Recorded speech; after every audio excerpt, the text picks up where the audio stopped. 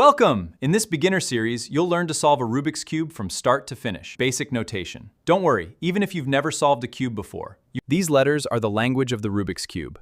R means right, L means left, U means up, F means front, and B means back.